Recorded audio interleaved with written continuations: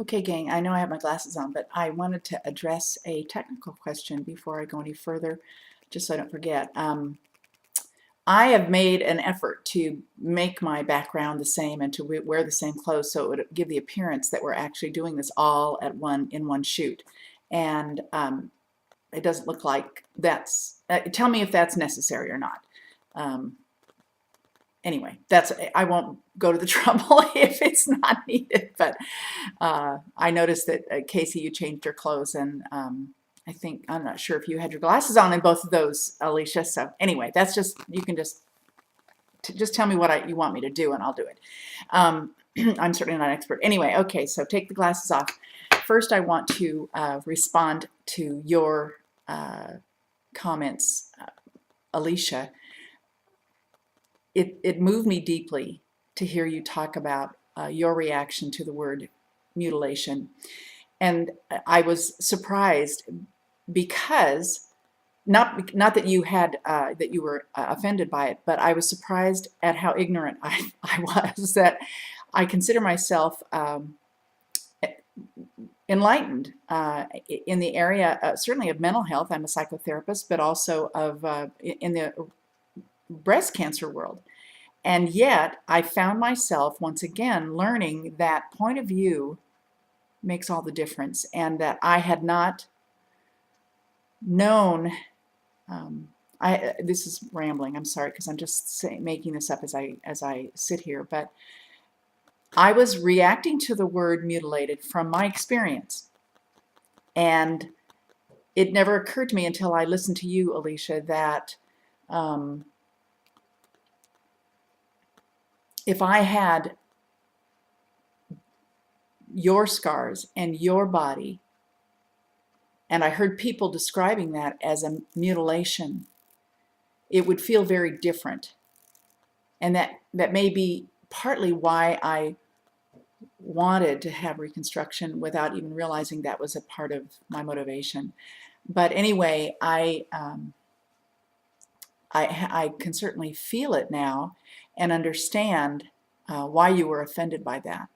And I think it just goes back to the same thing that Casey, you developed so well in your response, especially the part about sexual politics and all that stuff, and the objectification of women and as sex objects and all that BS. But anyway, that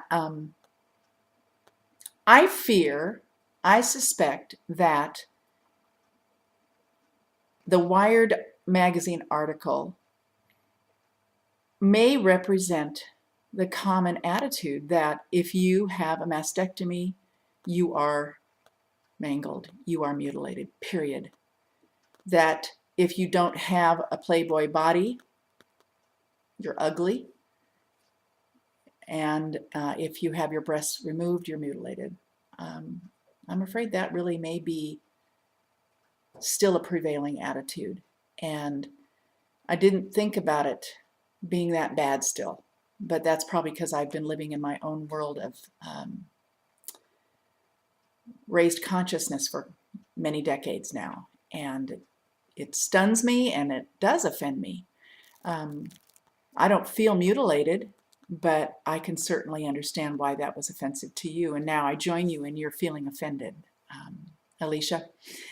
And I think that the whole sexual stuff that you were talking about, Casey, is really more the point. That one of the reasons that the whole pink ribbon movement is so popular, I believe, is that boobs are so popular, and that colon cancer isn't popular. Colons aren't popular. They're not pretty. They're not cute. They're so important. They're actually vitally important. We don't need our breasts the same way.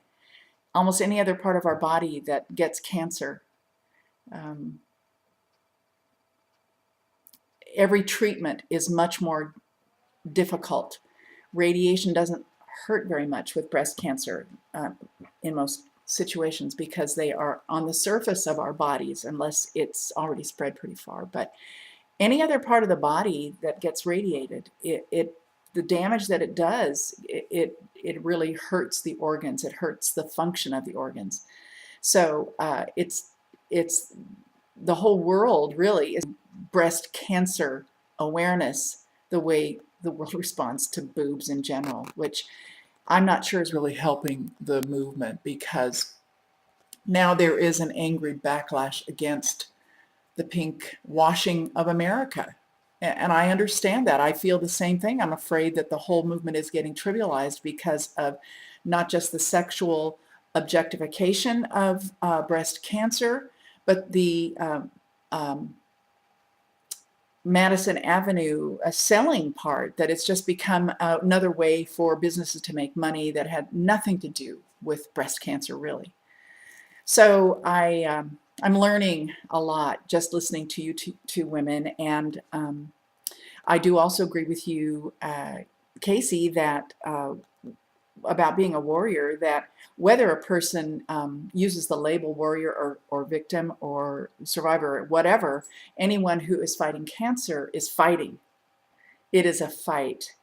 Whether you have minimal invasion like I did the first time, which was lumpectomy and radiation, which quite honestly, I did leave cancer behind. I didn't think about it much for years. I wasn't a warrior. I just dealt with it and moved on back to my life. And periodically I had a mammogram that was troublesome, but turned out to be nothing. And then lo and behold, the second time, I was really quite shocked that I got another cancer in my breast. And so that time lit a fire in me, and I became a warrior, not just fighting through my own recovery, but fighting for everyone else, women and men who get breast cancer. So I'm on your team now. I'm definitely fighting, not just for my life, but for everyone's.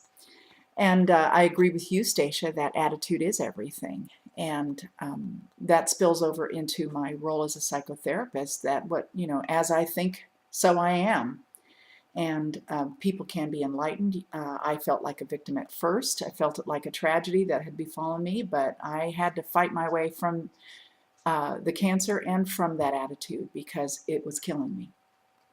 There's a whole other long story I could tell you about the psychological battle that went on in my brain, in my mind, when I was in the hospital, but that's for another topic. So anyway, I hope I have responded adequately, and I'm so glad you can't edit, because I know I've rambled, but this is what I have to say today anyway, and I can't wait for the next one. Bye-bye.